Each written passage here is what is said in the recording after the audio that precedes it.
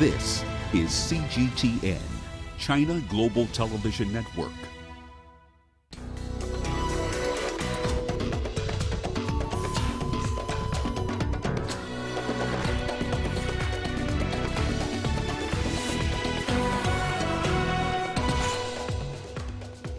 Chinese President Xi Jinping meets with foreign leaders as high-profile diplomacy continues during the Winter Olympics. The African Union summit decries the wave of coups on the continent. And Senegal and Egypt clash tonight in the final of the Africa Cup of Nations in Cameroon. Hello and a very warm welcome to Africa Live on CGTN. I'm Lindy Mtongana in Nairobi.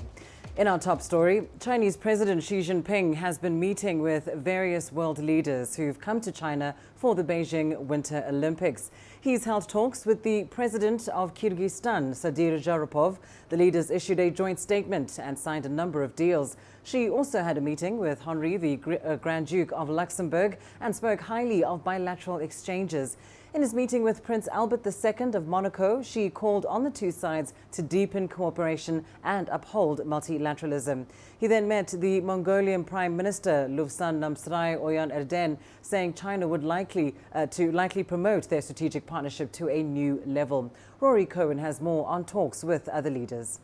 China and Singapore should synergize their development strategies and aim for steady and stable ties in the post-pandemic era. That's according to Chinese President Xi Jinping during his meeting with Singapore's Halima Yacob earlier. Halima said the city-state aims to continue cooperating with China for regional integration, particularly in the fields of green development and the digital economy. In talks with the Polish leader Andrzej Duda, President Xi said Poland and China should tap into potential fields such as trade and investment. He said both sides should also collaborate on new technologies to bring practical cooperation to new heights. Duda said Poland attaches great importance to its economic ties with China. He said the country will continue to play an active role in promoting China-Europe relations. In President Xi's meeting with his Argentinian counterpart, Alberto Fernandez, a series of deals were signed, including the designation of the year 2022 as the China-Argentina Friendship and Cooperation Year. As the Belt and Road Initiative's newest member, President Xi said Argentina and China should work together for its high-quality development. For his part, President Fernandez upheld the One China policy and said Argentina would work closely with China within the global multilateral framework. President Xi also met with Pakistani Prime Minister Imran Khan. President Xi said China wants to work towards a closer China-Pakistan community with a shared future. He said this would bring benefits to the people of the two countries, boost regional cooperation and contribute to world peace. Imran Khan said Pakistan will continue to actively support the construction of the China-Pakistan Economic Corridor and coordinate on regional security and stability. The African Union has condemned what has been a wave of coups on the continent. So far, 4 nations have been suspended from the bloc since mid-last year for unconstitutional changes to government. They include Mali, Guinea, Sudan and Burkina Faso. Our leaders have condemned in no uncertain terms that the African Union, the regional economic communities will not tolerate military coup d'etat in any form. No justification. And that is why you do your research. At no time in the history of the African Union have we had 4 countries in one calendar year, in 12 months, being suspended. Mali, Guinea, Sudan, and latest, Burkina Faso. And they use this occasion, this opportunity in their deliberations to condemn the attempted coup against the government led by President Mbalo of Guinea-Bissau. Now, the 35th Ordinary Session of the African Union Assembly has come to a close in the Ethiopian capital, Addis Ababa. The closing session was marked with calls for continental solidarity in addressing key challenges affecting Africa. CGTN's Daniel Arap Moy has more. The 35th Ordinary Assembly of the AU discussed an array of issues, including the need to address the emerging wave of coup d'etats and the threat of terrorism. And it's imperative that there is a response that matches the urgency of this situation. The same thing with respect to unconstitutional change of government and coups. It is unprecedented in the 20 years existence of the African Union that we have come to see 5 or 6 military seizures of power in less than 1 year, between April 2021 to now January or February 2022. This is unprecedented. The summit discussed a broad overview of the State of the Union, touching on issues related to health, governance, peace and security. In relation to COVID-19, the Assembly tasked the Africa CDC and the African Medicines Agency to lead the way in promoting Africa's public health. The Assembly noted that COVID-19 pandemic led to a contraction in growth of 2.1% in 2020 and an increase in the debt ratio by 10 points of GDP. On terrorism and governance, officials called for new approach in addressing insecurity. The Sahel is awash with terrorist activities and killings of civilians. And also, Nigeria has Boko Haram, which was not there before. On multilateralism, the Assembly noted the increased interest in the continent. This, they say, will hopefully soon be translated into substantial development in favor of Africa. Daniel Arab Moy, CGTN, Addis Ababa, Ethiopia.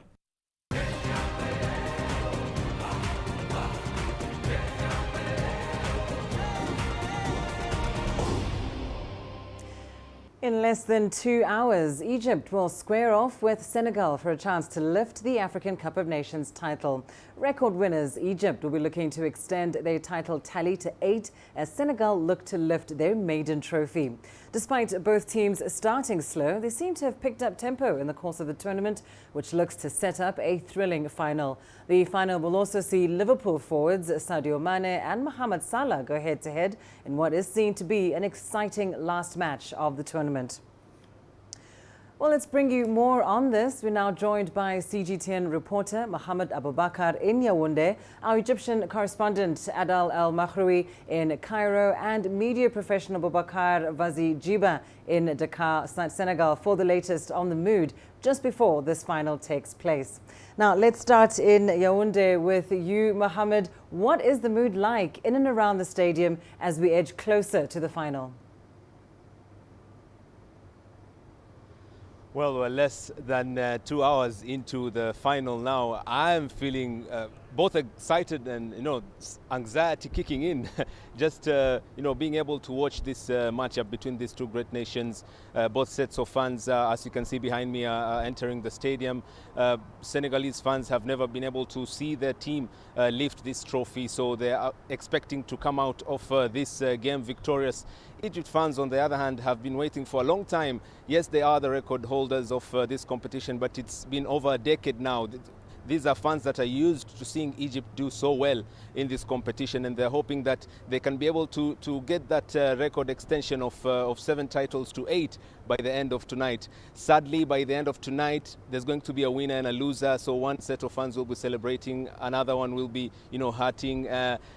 And Cameroon fans are also here after winning the third place match last night. They're coming into this match hoping to also see the duel between two of the best African players in Sadio Mane for Senegal and Mohamed Salah. So it's promising to be a fantastic final for the neutrals as well. Indeed, it all comes down to this. And as you say, there can be only one winner. Adele, let's come to you in Cairo now. Egypt looking to extend their AFCON title record to 8. How are fans there feeling heading into this very thrilling and exciting match? It is quite a thrilling scene. The Egyptian capital streets are completely frozen. Huge traffic jam as everyone is trying to get to their destination, the local place where they will be watching the most exciting football match out through this year for the Pharaohs. As you see here, I'm in one 6 huge screens like this one scattered, and thousands of people just in this place alone, all eagerly waiting for the match. They've already taken their seats, they've already taken their places, and they have also booked extra seats for their family members and their friends who are about to join as the time approaches. It's 2 hours, about 2 hours for the big game to go, but people here have been waiting since the morning. On social media, people are all commenting about how anxious they are, and they can't wait for the 10 to 9 hours from the morning to the match time to pass quickly, as everyone really wants to see the 8th title being lifted by the Pharaohs, and at the same time eager and anxious to make sure, or they cannot really anticipate anything other than having a victory for tonight. So it's a big football night for all Egypt, and everyone is staying hooked hours before the match to begin, even when there are thousands of kilometers away where the action is happening in Yaoundé. Indeed, a big football night indeed, and I imagine just as much excitement and anxiety over in Dakar. Let's go to Dakar, Senegal now, where we are joined by Baboucar Vazi-Djiba. Tell us, Baboucar, Senegal, of course, is chasing their very first AFCON title, but does this in any way make the team the underdogs of today's match? Well, as you said, today, it's a great day for us because, we are at the final of this Cup of Nations, and everybody's excited. The streets are painted in the colors of Senegalese flag. Jersey are sold everywhere. We are all waiting for this cup. And as you know, it's been 60 years that we've waiting, for this Cup of Nations, and we hope that this time it will be our. And everybody's praying. I can tell you, if you are in the streets, in every car, there's a flag of Senegal. Everybody's excited. We are all behind our team, supporting them 100%, and hoping that this time it will be the best time for us, and we will actually win this, Cup of Nations. Indeed. Well, thank you so much, Baboucar Vazi-Djiba, joining us there from Dakar. And of course, we are also joined by Adel Al-Makhraoui in Cairo and Mohamed Abubakar live in Yaoundé, Cameroon. Right, now let's move on to some other news. Britain's Prince Charles has led tributes to his mother, Queen Elizabeth, on the 70th anniversary of her accession to the throne. He said it was an opportunity for the country to unite and celebrate her service to the nation. He also thanked the Queen for her sincere wish that the Duchess of Cornwall becomes Queen Camilla when he, as the Prince of Wales, becomes the King. Camilla now regularly represents the royal family alongside Charles during official duties. Time now for a short break. You are watching Africa Live. 3 generations of a Chinese family are making their mark on Kenya's culinary scene.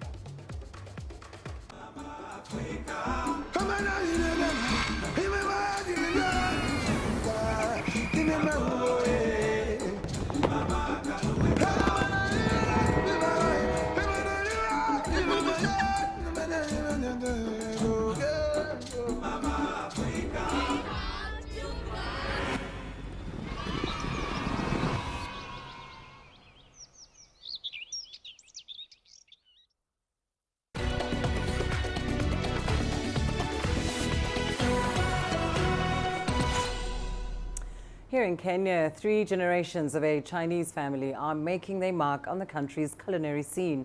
They are part of a diaspora community that's adapting to life in the East African nation while bringing their traditions and celebrations with them. Let's take a look.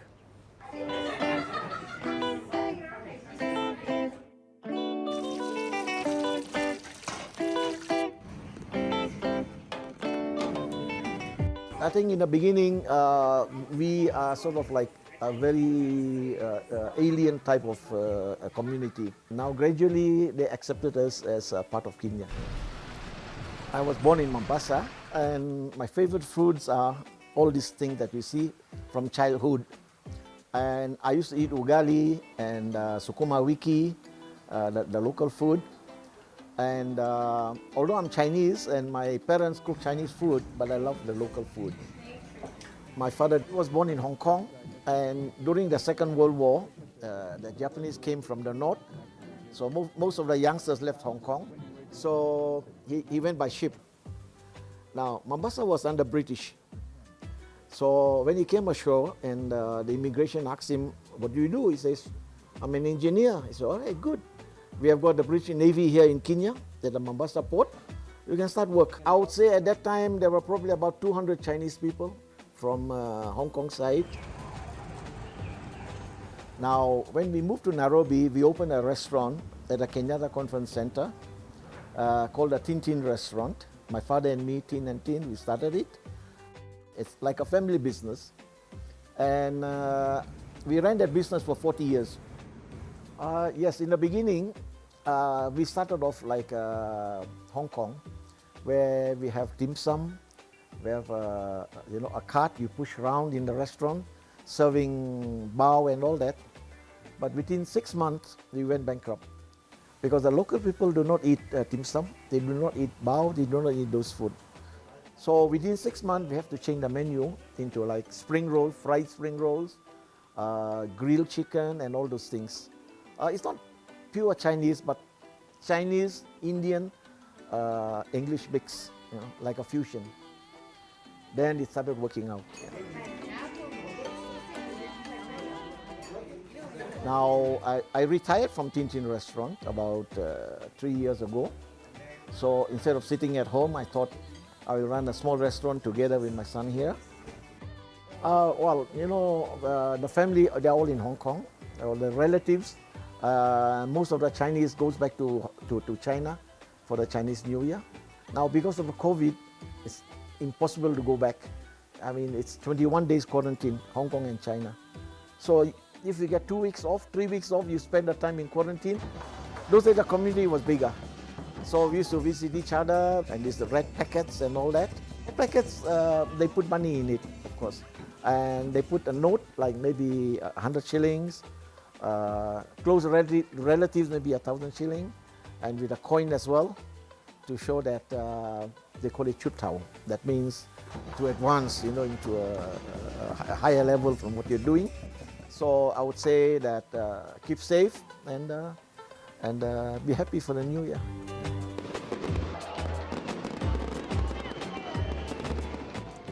Somalia has narrowly lost to Djibouti during a vote to decide the rotational 15 members of the African Union Peace and Security Council.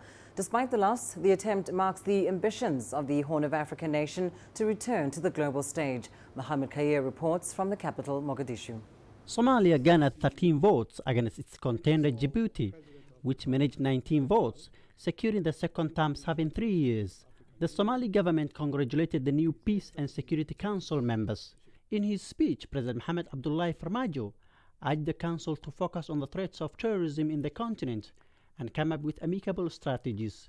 The threat of Al-Shabaab is not only a limited problem for Somalia alone, but an issue for Africa. The Peace and Security Council report must comprehensively cover the elements of Al-Shabaab across Africa in order to coherently mobilize, strategize, and coordinate comprehensively to counter the threat of terrorism and violent extremism. Somalia's head of state further noted that, following the progress made towards stability, his country is gearing up to assume full responsibility for its own security by December next year. Excellencies, our pace of progress in delivering security and stability in Somalia in recent years, with support from our African brothers and sisters, whom I pay tribute to for their sacrifices and selflessness, has meant that Somalia has succeeded to build up its capacity to assume full security responsibility independently by December 2023. Despite losing the significant Peace and Security Council seat to neighboring Djibouti, Somali citizens praised the move. It is a great idea and a step forward to contest for the seat at the AU Peace and Security Council Committee. The voting process and the competition was open. Djibouti, Uganda, Burundi, and Nigeria, who are the members of the significant council, are troop contributing countries in Somalia's peacekeeping mission AMISOM. During the past years, Somalia's quest to join the decision-making table at major international organizations has taken shape, with its application for East African Bloc still on hold, while declaring its interest for the rotational UN Security Council seat. Mohamed Kahir, CGTN, Mogadishu, Somalia. South African President Cyril Ramaphosa has paid tribute to Mozambique for the role it played in the struggle for South Africa's liberation. Ramaphosa was in Mozambique on a working visit on Thursday in his capacity as the chair of the South African Development Community's organ on politics, defense and security cooperation. He said the two countries had much in common and needed to work together in many areas in the future for their common good. Here's CGTN's Angelo Coppola with more. Ramaphosa and his delegation joined Mozambican President Filipe Nyusi to commemorate the assassination of Dr. Eduardo Mondlane, the founder and first president of the Mozambique Liberation Front. He said, make a choice when you want to come. He said, if you choose to come on holiday, you can come with your family and go and lie on the beach somewhere, eat prawns and fish. And if you come for a state visit, you'll be wearing your nice tie and we'll be having formal talks. But if you come on Heroes Day, you will be amongst comrades. And I said to President Nyusi, I choose to come on Heroes Day so that I can be amongst comrades who fought in the liberation struggle. That is why I'm here today. Presidents Ramaphosa and Nyusi also visited troops that are part of the SADC security mission in Mozambique. The South African head of state said that the two countries are more than neighbors, having fought for their freedom and supported each other during their struggles. The 16th of June 1960 changed the course of your country's history. Like us, the 16th of June 1976 changed the course of the struggle in South Africa and actually planted the seeds to ensure that there is freedom today in South Africa. So I saw the two parallels and said to President Nyusi, the 16th of June means a great deal to the people of South Africa and the people of Mozambique. So in many ways, there's a lot that is common between us. There's a lot that we can draw inspiration from, and there's a lot that we should continue doing together. The business end of the relationship paints a clear picture of areas that need to be addressed. Mozambique's exports to South Africa increased from $33.1 million in 1995 to $918 million in 2019. I think the balance of trade will continue as it for a long time because it's a matter of production. Mozambique doesn't produce a lot. While South Africa is currently actively involved in helping Mozambique to deal with those insurgents in the north, the two countries have a long and mutually beneficial relationship, which is set to grow in the future. I'm Angelo Coppola for CGTN in Johannesburg, South Africa. The greatest journeys, the greatest sights, the greatest adventures.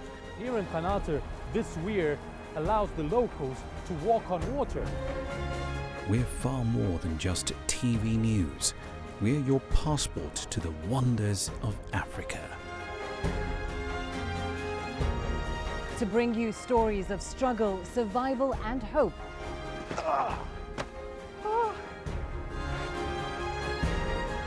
So let's explore.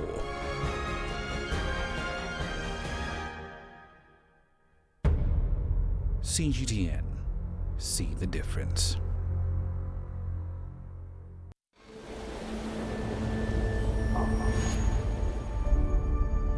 How would you create your legend? On the fields,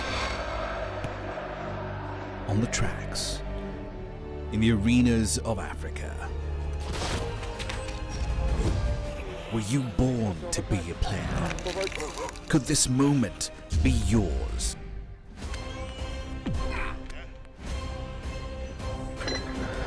Sports Scene. Find your game.